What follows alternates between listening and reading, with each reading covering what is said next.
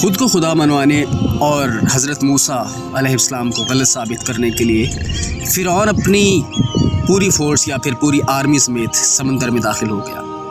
سمندر میں داخل ہونے کے بعد اللہ کے حکم سے سمندر نے ان کو غرق کر دیا۔ اب ہوا یہ کہ فرعون کی باقی جو فورس تھی اس کی لاشیں تو نہ مل سکی، لیکن سمندر نے 3000 سال پہلے فرعون کے ڈوب مرنے کے بعد اس کی لاش کو اللہ کے حکم سے سمندر سے باہر پھینک دیا، جبکہ باقی لشکر کا کوئی نام و نشان ابھی تک نہیں ملا۔ مصریوں میں سے کسی شخص نے ساحل پر پڑی اس لاش کو پہچان کر اہل دربار کو بتایا۔ فرعون کی لاش کو محل پہنچایا گیا۔ درباریوں نے مسالے لگا کر اسے پوری شان اور احترام سے تابوت میں رکھ کر محفوظ کر دیا۔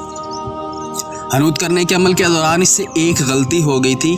فرعون کیونکہ سمندر میں ڈوب کر مرا تھا اور مرنے کے کچھ عرصہ تک پانی میں رہنے کی وجہ سے اس کے جسم پر سمندری نمکیات کی ایک تہ جم کر رہ گئی تھی۔ مصریوں نے اس کی لاش پر نمکیات کی وہ تہ اسی طرح رہنے دی اور اسے اس ہی طرح سے حنوط کر دیا۔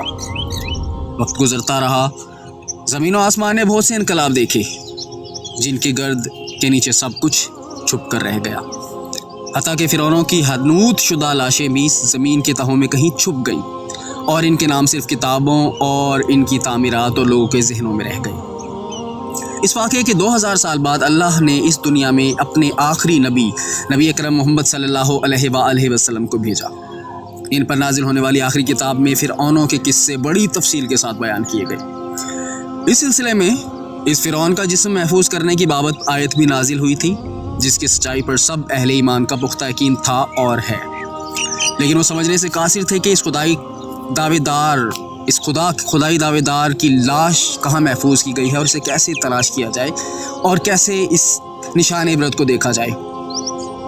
سن 1871 میں مصر کے ایک شہر الغورنیہ سے تعلق رکھنے والے غریب اور معمولی چور احمد عبد الرسول کو فرعونوں کی حنوط شدہ لاش کی طرف جانے والے خفیہ راستے تک رسائی مل گئی۔ احمد عبد الرسول نوادرات چوری کر کے بیچا کرتا تھا۔ ایک دن وہ دریائے نیل کے کنارے کے قریب تبیسا کے مقام پر سلسلے میں پھر رہا تھا جب اسے خفیہ راستے کا پتہ چلا۔ وہاں وہ نوادرات کی چوری کے لیے جگہ کھود رہا تھا کہ اس دوران اسے کچھ لوگوں نے پکڑ لیا اور پولیس کے حوالے کر دیا۔ وہ جس جگہ کی کھدائی کر رہا تھا وہاں سے ملنے والے راستے کی جب مسلسل کھدائی کی گئی تو 1891 میں کو دوسری ممیوں کے ساتھ اس غرق ہونے والے فرعون کی لاش بھی مل گئی۔ اس کے کفن پر سینے کے مقام پر اس کا نام لکھا ہوا تھا۔ ان ممیوں کو ماہرین قاہرہ لے کر چلے گئے۔ جب ممیوں کا تفصیل سے جائزہ لیا گیا تو فرعون والی ممی پر جمی نمکیات کی وجہ سے یا اس کی تہ کی وجہ سے تصدیق ہو گئی کہ یہی فرعون ہے جسے اللہ نے پانی میں غرق کر کے بدترین انجام سے ہمکنار کیا تھا۔ یہ بہت بڑا واقعہ تھا اور اس کی تصدیق کے لیے دنیا بھر میں ماہرین آثار قدیمہ اور سائنسدان مصر کی طرف امٹ پڑے۔ مختلف سائنسی ٹیسٹ کرنے کے بعد دنیا بھر کے سائنسدانوں نے تصدیق کر دی کہ دوسری سب لاشوں کی نسبت صرف فرعون کی لاش پر ہی سمندری نمکیات کی تہ جمی ہوئی تھی، اور اس تصدیق کے بعد اسے فرعون کی لاش قرار دے کر عجائب گھر میں محفوظ کر دیا گیا۔ اب آتا ہے وقت 1982 کا۔ 1982 میں فرعون کی ممی خراب ہونے لگی تو اس وقت کی مصری حکومت نے فرانس کی حکومت کو درخواست کی کہ فرعون کی ممی کو خراب ہونے سے بچایا جائے، نیز جدید سائنسی ذرائع سے اس کی موت کی وجہ بھی معلوم کی جائے۔ چنانچہ مصری اور فرانسیسی حکومت نے مل کر ممی کو فرانس لے جانے کا بندوبست کیا۔ جب فرعون کی لاش کو فرانس پہنچایا گیا تو ایئرپورٹ پر اس دور کے فرانسیسی صدر بذات خود حکومت کے اعلیٰ عہدیداروں، تمام وزراء اور فوج کے افسران کے ساتھ استقبال کرنے کے لیے موجود تھے۔ فرعون کی لاش کا استقبال کسی عظیم زندہ بادشاہ کی طرح کیا گیا۔ فوجی دستوں نے سلامی دی۔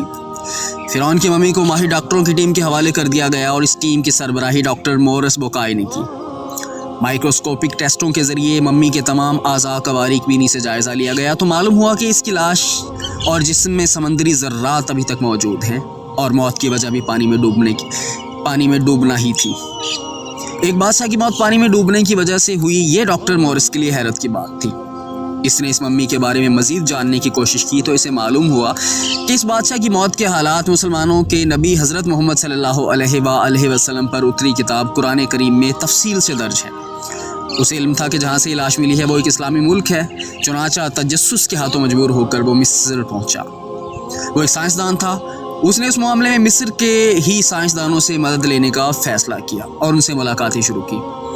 उस साइंसदान ने कुरान करीम खोल कर जब जानने की कोशिश की तो मुसलमान साइंसदानों ने उसे बताया कि सूरह यूनुस की आयत 90 ta 92 जो है तर्जुमा बतर्जुमा मौजूद है, जिसमें फ़िरऔन का वाक़या दर्ज है। वो उसको साइंसदान को लफ्ज़ ब लफ्ज़ पढ़कर सुनाया गया। फ़िरऔन का खुदाई दावा, इसका पानी में डूब कर मरना और फिर पानी से निकाल कर इसकी लाश का हनूत हो जाना और फिर दोबारा लाश का मिलना और फिर इसकी लाश को जदीद साइंसी दौर में दोबारा महफूज किया जाना, ये सब एक इशारा था। और ये इशारा एक जानिब था और बहुत वाज़ेह था कि तुझे बाद में आने वालों के लिए इबरत का निशान बना दूंगा।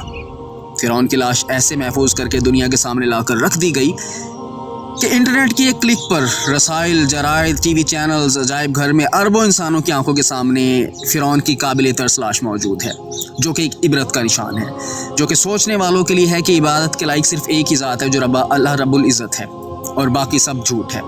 डॉक्टर मॉरिस ने आयत का तर्जुमा सुना तो उसी वक्त पुकार उठा कि कुरान सच्चा है, कलमा पढ़ा और मुसलमान हो गया। तो जिसको अल्लाह हिदायत देता है, वो चाहे डॉक्टर मॉरिस हो चाहे कोई भी हो, वो राह हिदायत पर आ जाता है। जिसको नहीं मिलने वो उसको दुनिया फ़िरऔन के नाम से जानती है।